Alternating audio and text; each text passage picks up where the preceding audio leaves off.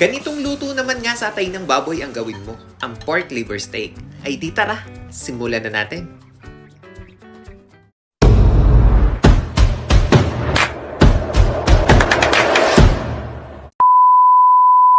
Ay ano ka mga tropa, kamusta ka kayo? Ako si Andy, isang OFW dito sa bansang Israel. Ay di, samahan nyo nga ako sa isang craving satisfied video. Tama ga ho isang mapagmatakaw na video. Ay kayo na hong bahala kung alin ho ang tama. Ay di, samahan nyo nga ako at magluluto naman tayo na ring atay ng baboy. Pork liver steak naman ang gagawin ko din eh. Ay di, sa punto nga aray nagayat ko na rin ating atay ng baboy at binabad ko naman na rin ng 30 minuto sa asin at saka paminta lamang. Makalipas nga ang 30 minuto ay di are, sisimulan ko na nga ang pagsasangkot siya ng bahagya na ring ating atay ng baboy. Ari naman ay hindi ko na pakakalutuin at kumbaga tatanggalin ko lamang ang kaunting lansa at saka mga dugo-dugo na ring ating atay ng baboy na are. Ay di, hahaluin ko nga lamang are ng papagayon at papagarnay.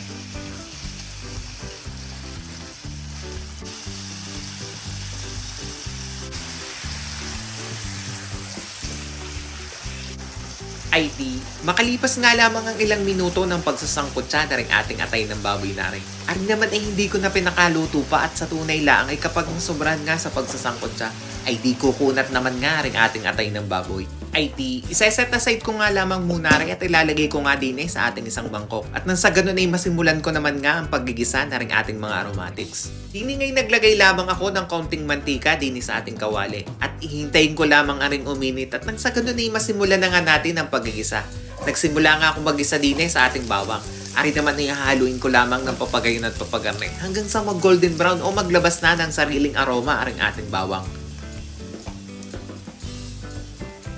Pagka nga garning medyo golden brown na o kayong manggina aring ating bawang, ay di susunod ko naman nga aring ating sibuyas. Ari naman ay gigisahin ko din lamang ng bahagya din hanggang sa maglabas na ng sariling aroma aring ating sibuyas at ang ating bawang na rin.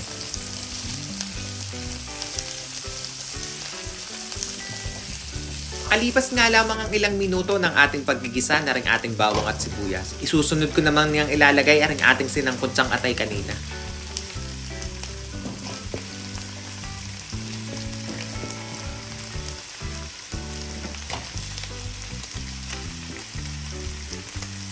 Haluin ko nga lamang aridine ng bahagya at nang sa ganun ay magisa din ng konti aring ating atay na rin.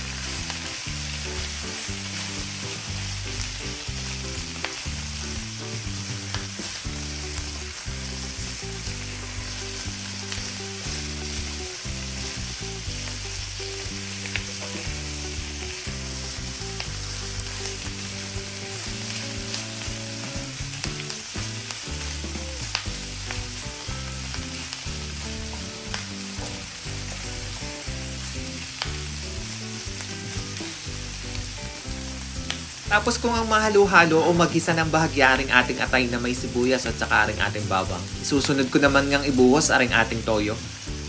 Tsaka ko naman nga ibinuhos aring ating calamansi juice na rin. At binurburan ko na rin nga ng kaunting paminta. Nilagyan ko na rin ng kaunting magic sarap. At saka ko naman nga isinunod aring ating asukal. At aring na nga ang magpapabalanse sa lasa na ring ating pork liver steak na rin.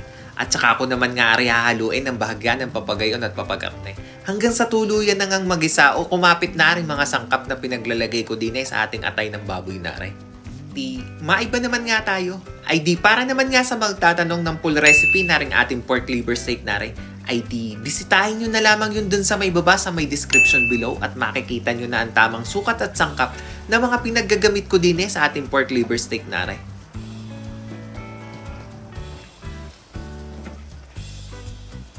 Ay di, makalipas nga lamang ang ilang minuto na ring ating pagpapakulo, ay tititimusan ko nga lamang aridine ng kaunti at nang sa ganun ay ma-adjust ko pa ang lasa nito kung may kulang man sa mga sangkap na mga pinaglalagay ko. Dini ngay nagdagdag lamang ako ng kaunting asukal at sa wari ko naman ay kulang nga ng kaunting tamis aring ating pork liver steak na rin. Ay di, hahaluin ko pa nga lang ulit aray ng papagayon at papagarne hanggang sa tuluyan na ngang matunaw aring ating dinagdag na sangkap na rin.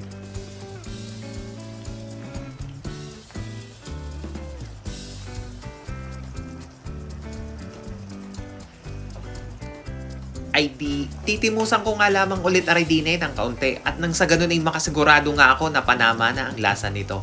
Ay di, makalipas nga lamang ang ilang minuto ay di are, ready to serve na ang ating pork liver steak.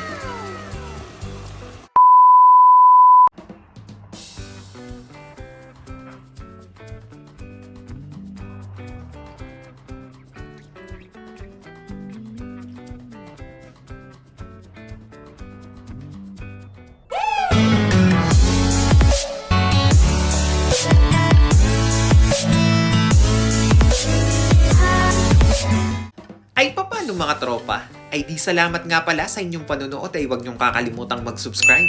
At nang tayo dumami na, ay siya, dyan na muna kayo.